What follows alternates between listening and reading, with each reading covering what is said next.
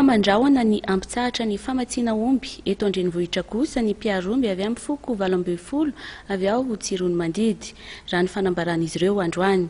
Ahiana araka izany ny hisian'ny henan'omby eny an-tsena manomboka ny fetin'ny Pentekoty izao. Ireo mpivarotra kosa tetsekilany nanambara fa efa nanao komandina henan'omby amidy amin'izao fety izao. Fanadihadina.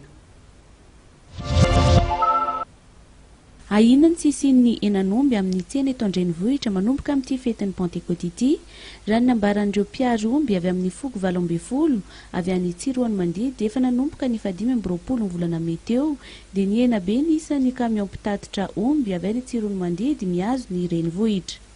Raha eo amin'ny omby 20 sy 700 isan'andro no niakatra eto Antananarivo teo aloha dia ny hena eo amin'ny 20 izany sisa amin'izao fotoana izao. Mandrahona ny hampitsahatra tanteraka ny Famatsiana Omby ny Mpiary omby avy amin'ny foko 12.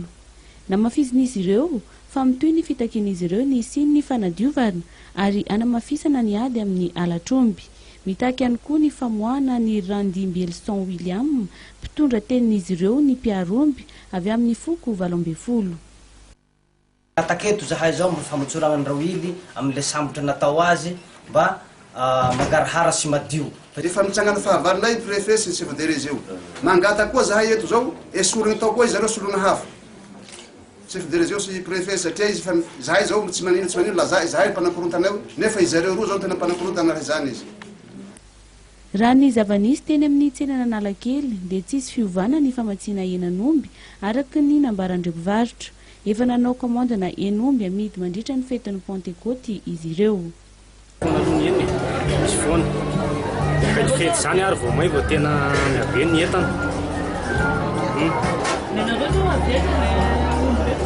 Zay aloha tsy haiko fa ny anay rehefa tonga ety efa misy mpanatitra ety ny anay dia zay. Omby avy any amin'ny tsenan'omby Ambalavao Fianaratsoa no amidy ny ity mpivarotra etsy amin'ny pavillon Analakely ity. Mikasika ny vidiny henan'omby hatreto dia tsisy fiovana izany. Eo amin'ny 2,000 ariary ny 1 kilao amin'ny hena mifangaro ary 2,000 ariary ny nofon-kena sy ny saosisy vita amin'ny henan'omby.